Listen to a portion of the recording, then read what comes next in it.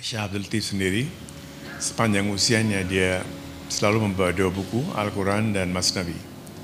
Masnavi seperti mungkin sudah dijelaskan, terjemahan pertama Masnavi itu dalam bahasa Hindustani, dalam bahasa India. Jadi selalu beliau memiliki 2 buku itu, kemanapun dia pergi, dia akan membawa kedua buku itu. Ada sebuah cerita yang saya tidak tahu apakah diceritakan tadi.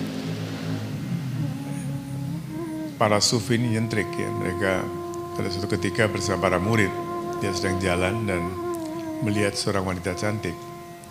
Dan begitu melihat wanita cantik ini, Syekh Abdul Latif dia mencapai ekstasi. Dia memegang tangan perempuan ini dan dia menciumnya. Dan dia mengatakan, subhanallah, betapa cantiknya kau dan betapa cantiknya dia yang telah menciptakan kau. Para murid yang melihat itu, satu persatu mereka juga mencium wanita itu, ke tangan wanita itu. Syekh Abdul Latif tertawa dalam hatinya. Sebentar lagi dia jalan, musim dingin, di setiap perapatan jalan mereka membakar api anggun ya, untuk para pejalan kaki untuk sedikit beristirahat, memanaskan badannya. Dan dia memasukkan tangannya ke dalam api itu. Dia mengatakan, subhanallah, betapa bercahayanya kau. Tidak ada murid satupun yang maju ke depan. Nah, para sufi ini memang mereka punya sifat, punya perilaku yang khas. Dan kita bisa belajar dari mereka, tapi jangan mencontohi mereka. Kalau belum mencapai makam mereka, belum mencapai kondisi itu, kondisi cinta seperti itu. Kalau sudah mencapai akan terjadi sendiri, nggak usah meniru. Dan Syekh Abdul Latif mengatakan bahwa cinta itu nitnuten dalam bahasa Sindhi. Dia menulis, bukan menulis juga, dikumpulkan juga oleh para muridnya. Nanti barangkali bisa menyanyikan Pere Pondisan, itu adalah lagu dari Syekh Abdul Latif ya. Dan tulisan puisi-puisi itu dikumpulkan. Dan dia selalu berusaha untuk menerjemahkan cintanya, kasihnya terhadap Tuhan itu lewat cerita-cerita pendek, cerita-cerita kecil. Dan buku itu Risalah of Syekh Abdul Latif, Risalah Syekh Abdul Latif, sangat terkenal dan dikenalkan lagi oleh seorang wanita Jerman yang untuk pertama kalinya, Elsa Kazi, yang kemudian menjadi seorang sufi juga, yang menerjemahkan untuk pertama kali dalam bahasa Jerman. Sekarang sudah ada terjemahan dalam bahasa Inggris dan sebagainya.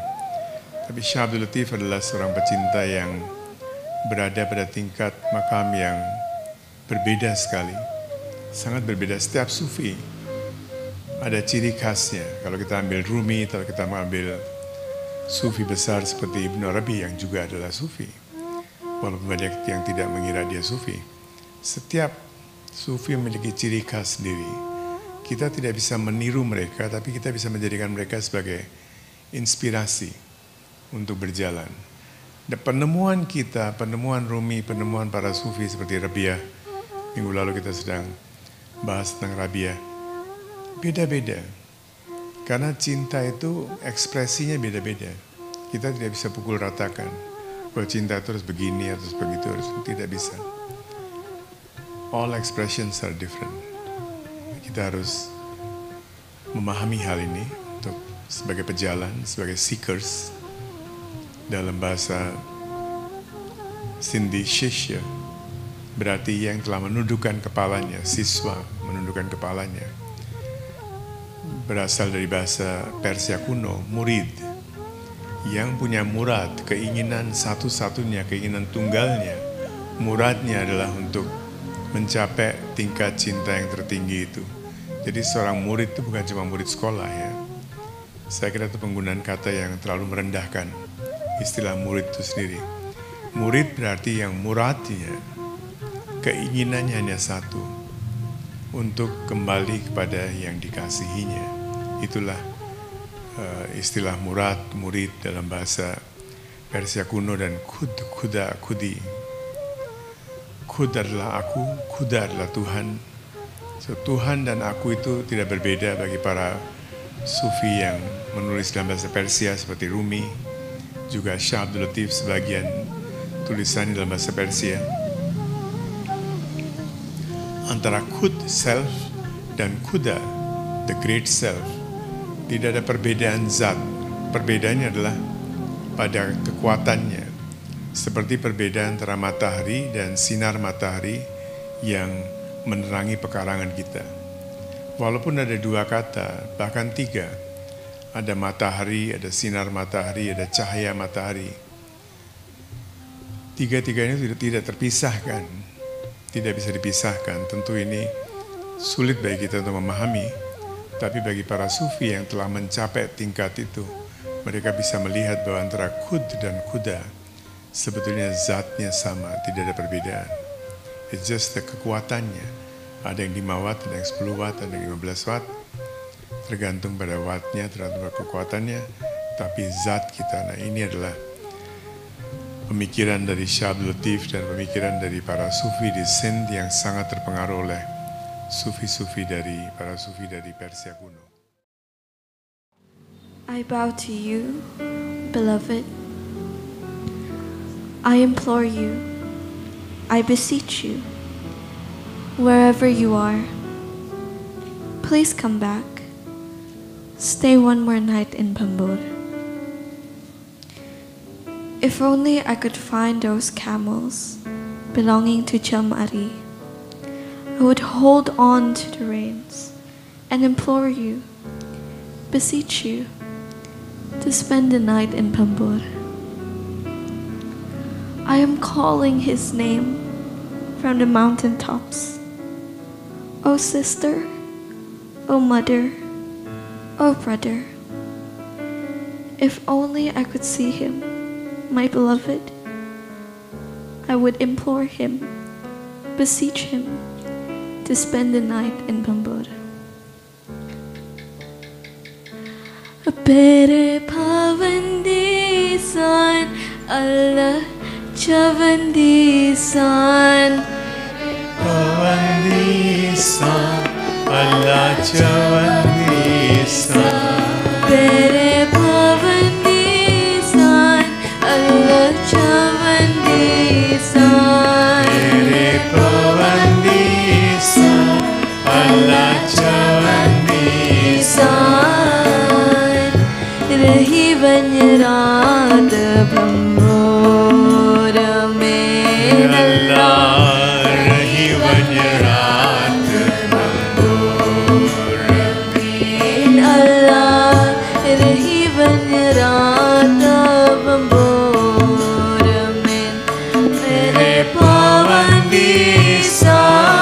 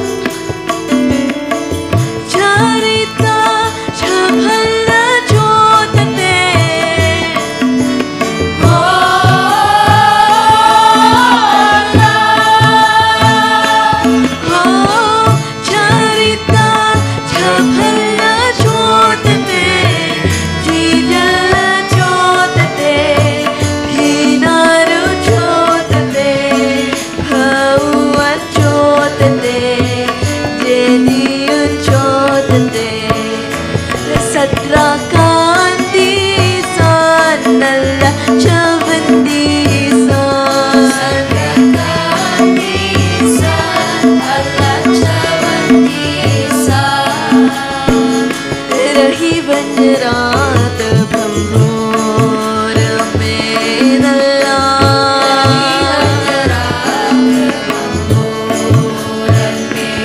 अल्लाह रही बन रात भंगोर में मेरे पावनी सान अल्लाह चवंदी सान मेरे पावनी सान अल्लाह चवंदी सान मेरे पावनी सान अल्लाह चवंदी सान मेरे पावनी सान अल्लाह चवंदी सान रही बन रात भंगोर में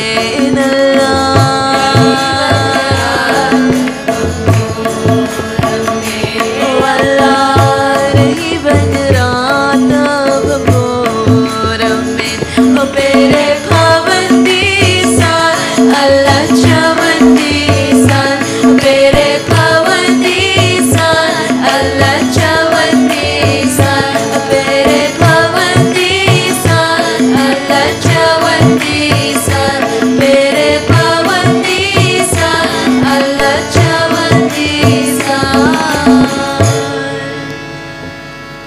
रही बन रात भंगोर में अल्लाह रही बन रात